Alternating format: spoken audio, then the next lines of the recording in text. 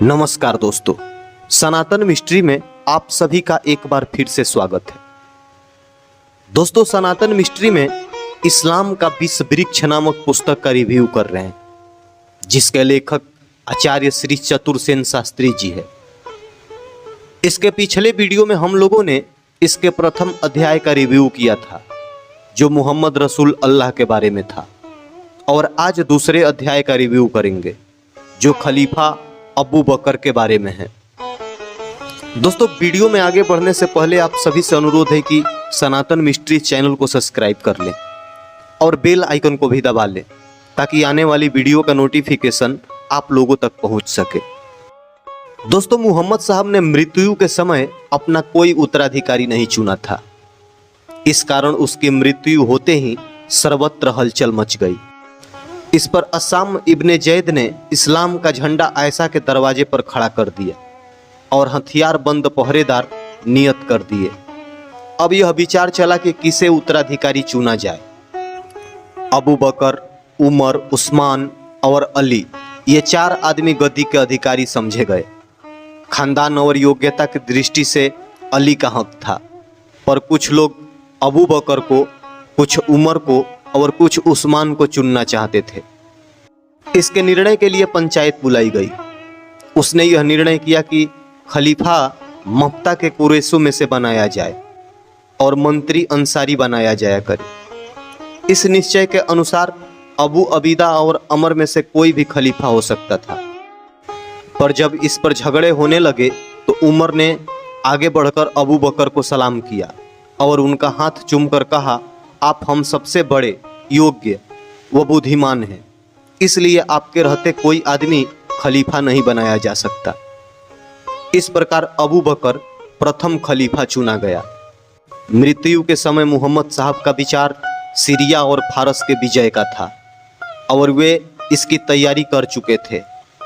अबू बकर ने खलीफा होते ही ये आज्ञा प्रचलित की, अत्यंत कृपालु ईश्वर के नाम से प्रारंभ करता हूँ। अबू बकर शेष सब मुसलमानों को तंदुरुस्ती और खुशी की दुआ देता है। ईश्वर तुम पर दया करे और तुम्हें आनंद में रखे। मैं ईश्वर की प्रशंसा करता हूँ। इस राजाज्ञा द्वारा तुमको सूचना दी जाती है कि मैं सच्चे मुसलमानों को सीरिया देश भेजना चाहता हूँ कि वे जाकर उसे काफिरों के हाथ से छीन ले, और मैं जनाना चाहता हूँ कि धर्म के वास्ते लड़ना मानो ईश्वरीय आज्ञा है। इसके बाद ही सेनापति यजीद इब्ने अबिस्फरयान ने शाम देश को घेर लिया। युद्ध हुआ। बादशाह की सेना हार गई और उसके सेनापति तथा 12,000 सैनिक काम आए और लूट का बहुत सामान मुसलमानों के हाथ लगा, जो खलीफा के पास भेज दिया गया। सेनापति खलीद इब्न ने सीरिया को फतह किया। मूर्ति पूजकों के प्रति अति उग्र क्रोध उसके मन में था। वह कहा करता था, मैं उन ईश्वर निंदक मूर्ति पूजकों की खोपड़ी चीर डालूंगा जो ऐसा कहते हैं कि अत्यंत पवित्र सर्वशक्तिमान ईश्वर ने पुत्र उत्पन्न किया है। उसने 10,000 योद्धाओं को साथ लेकर हीरानगर पर आक्रमण किया और वहां के ईसाई बादशाह को मार गिराया। बादशाह के मरने पर नगरवासियों ने 70,000 मुहरे वार्षिक कर मुसलमानों को देना स्वीकार किया। इस नगर पर अधिकार कर उसने फिरात नदी पर छावनी डाली और ईरान के बादशाह को लिखा कि या तो मुहम्मदी कलमा पढ़ो या जजिया दो, परंतु सेनापति यजीद ने उसे तत्काल बसरे की चढ़ाई में योग देने को बुला भेजा, क्योंकि शाम देश का बादशाह हरक्यूलस ने मुकाबले के लिए भारी सेना का संग्रह किया था। यह फौरन 15,000 चुने हुए सवार लेकर पहुंचा। उधर खलीफा ने कई हजार योद्धा और भेज दिए। बसरे पर धावा बोल दिया गया। बसरा उन दिनों रोम साम्राज्य का एक भारी दुर्ग था। इसी नगर के सामने मुसलमानी सेना ने छावनी डाली। किला बहुत ही मजबूत था और रक्षक सेना भी बलवान थी, पर उसका अध्यक्ष रोमेनस विश्वासघात करके मुसलमानों से मिल गया और किले का फाटक खोल दिया। एक व्याख्यान में अपने भाइयों से कहा, मैं तुम्हारा साथ छोड़ता हूँ, इस लोक के लिए और परलोक के लिए भी। मैं उसको नहीं मानता जो सूली पर चढ़ाया गया था, और उनको भी नहीं मानता जो उसको पूजते हैं। मैं ईश्वर को अपना मालिक बनाता हूँ और इस्लाम को अपना धर्म, मक्का को अपना धर्म मंदिर, मुसलमानों को अपना भाई और मोहम्मद को पैगंबर मानता हूँ। यह रोमेनस उन 1000 विश्वासघातियों में से एक था जिन्होंने फारिस की विजयों में अपना धर्म खो दिया था। बसरा से सीरिया की राजधानी दमिश्क 70 मील थी। यह शहर बड़ा ही धनाढ्य, बड़ा गुलजार और व्यापार का केंद्र था। यहाँ का रेशम और गुलाब का इत्र दुनिया भर में प्रसिद्ध था। खलीद अपने 15,000 सवारों को लेकर दमिश्क की तरफ चला। उसने शर्जिल तथा अबू अबीदा को, जिन्हें वह फरात नदी के निकट छोड़ आया था, चुपचाप लिखा कि वे तत्काल अपनी पूरी फौज लेकर दमिश्क को घेर लें। उन्होंने 3,700 फौज लेकर कूच किया और नगर को घेर लिया। उन्होंने नगरवासियों को सूचना दी कि तत्काल मुसलमान हो जाओ या धन दंड दो, अन्यथा युद्ध करो। बादशाह हरक्यूलस वहां से 150 मील दूर एंटीओक के महल में था। उसने खलीद के 1500 सवारों का आक्रमण समझकर 5,000 सेना भेज दी। उसका सरदार जनरल केलुस था। उसका नगर के शासक अजराइल से मतभेद था।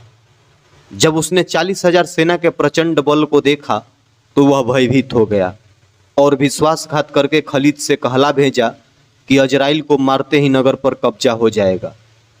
अजराइल यद्यपि वृद्ध था पर मैदान में डट गया और वीरता से लड़ा, पर खलीद ने दोनों को पकड़कर कैद कर लिया और मुसलमान होने को कहा। अंत में इनकार करने पर उन्हें कत्ल कर दिया। इस घटना से नगर में हलचल मच गई। नगर के फाटक बंद कर लिए गए।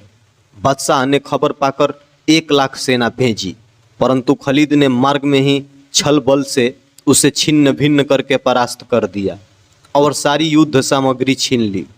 इस सेना के 2 ईसाई नायक पीटर और पॉल वीरता से लड़े और बहुत से मुहम्मदी सैनिकों को काट डाला। पीछे पॉल गिरफ्तार कर लिया गया और पीटर भाले से छेद कर मार डाला गया। पॉल से मुसलमान होने को कहा गया तो उसने कहा कि मैं लुटेरों और खूनियों के धर्म को स्वीकार नहीं करूंगा।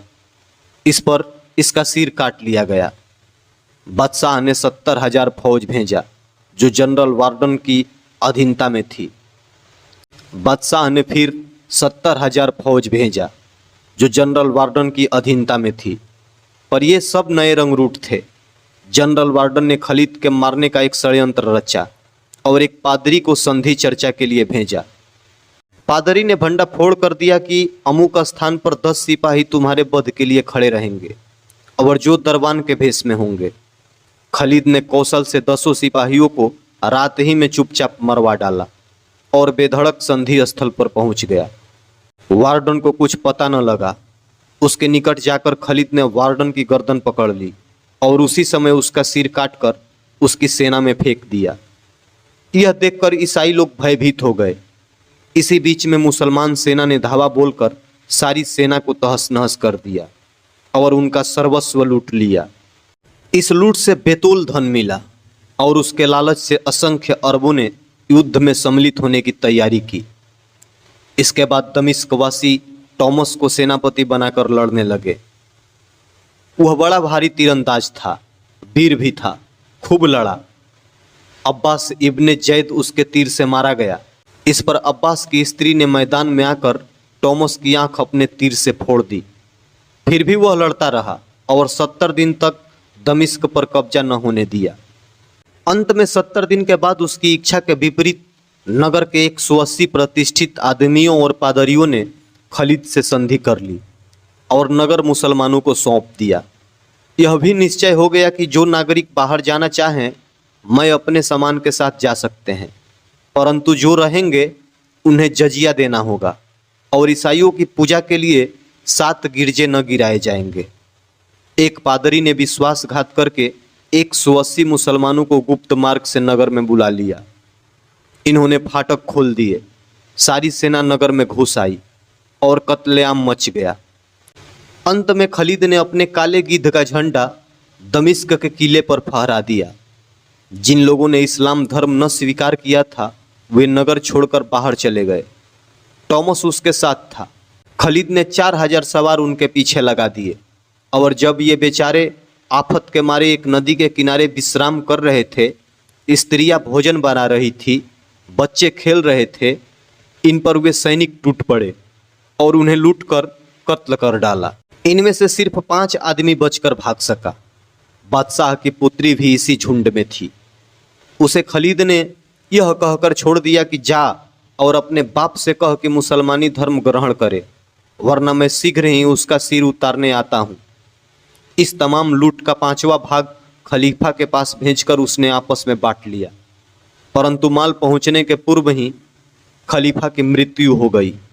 कुछ लोगों का कथन है कि उसे विष दिया गया।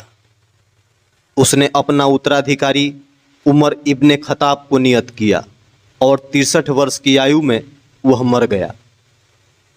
इसके बाद उमर इब्ने खत्ताब खलीफा हुआ, जिसकी चर्चा हम तीसरे अध्याय में करेंगे। दोस्तों, वीडियो को लाइक करें, शेयर करें और चैनल को सब्सक्राइब कर हमें भी सहयोग करें।